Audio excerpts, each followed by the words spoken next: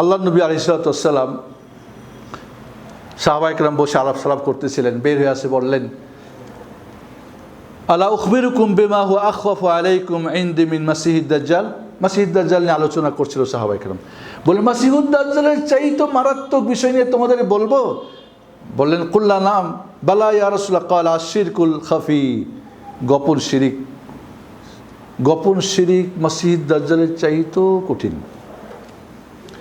আইয়াকুমার রাজুলু ইউসাল্লি ফায়ুযায়্যিনু সালাতাহ। নামাজ পড়ে, নামাজ খুব সুশোভিত সুন্দর করে পড়ে, লিমায়ারা মিন নাযারির রাজুল, মানুষের দৃষ্টি আকর্ষণ করার জন্য। তাহলে মাসিহুদ দাজ্জালের চাইতে মারাত্মক এই রিয়া। আল্লাহ নবী আলাইহিস সালাম বলছেন, মা যায়বানি জায়ানি উরসিলা ফি গানামিন বিআফসাদা লাহা মিন হিরসিল মারই আলাল মারই ওয়াশশারাফ লিদীনিহি। দুইটা ক্ষুধার্ত বাঘ যদি ছেড়ে দেওয়া যায়, ক্ষুধার্ত নেকড়ে বাঘ ছাগল পালে কি হবে কন্ত? দুইটা ক্ষুধার্ত নেকড়ে বাঘ, নেকড়ে বাঘ হলো পেট ভরা থাকলেও ঘাড় মাটকাবে, সিংহ পেট ভরা থাকলে কিছু বলেন না। তাহলে নেকড়ে বাঘ দুইটি ক্ষুধার্ত ছাগল পালে ছেড়ে দিলে ওই ছাগল পালের 12টা বাজাবে না? বাজাবে না।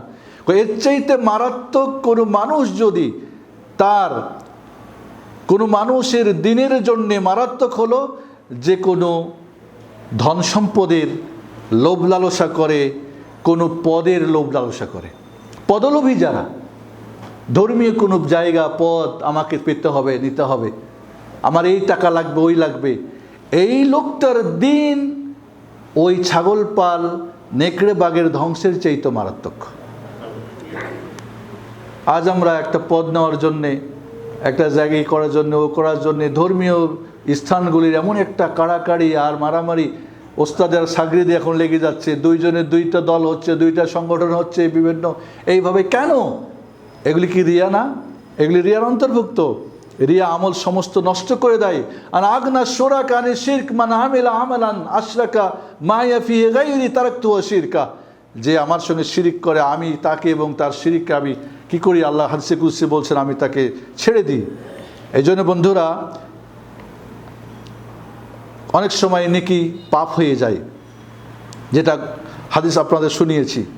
রিয়া করলে কিয়ামতের দিন আপনি সবার সামনে আপনাকে অপদস্থ হতে হবে।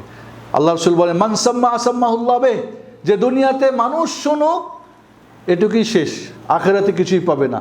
দুনিয়াতে মানুষ দেখুক, আখেরাতে কিছুই সে পাবে না। এইভাবে আমাদেরকে মনে রাখতে হবে যে রিয়া একটা বড় ধরনের ব্যাধি, আমাদের আমলকে শয়তান নষ্ট করে দেয়, ধ্বংস করে দেয়। কোনোভাবেই যেন দেখবেন কিছু মানুষ টুপি নিয়ে ব্যস্ত, আরে এত টুপি কে? এক এক ধরনের এক এক টুপি, কি জন্য এত টুপির বাহার? বাহার কেন?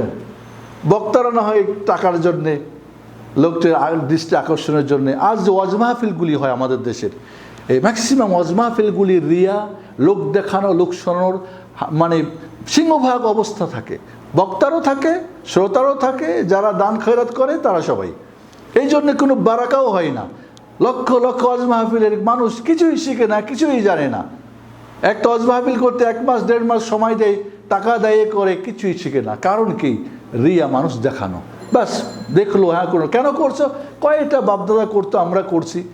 এইভাবে আমাদের মাঝে লোক দেখানো, লোক শোনানো, এই যে প্রবণতা, আমরা ভালো করি না, করলে নষ্ট করি, এটা আমাদেরকে হেফাজত করার চেষ্টা করতে হবে বন্ধুরা।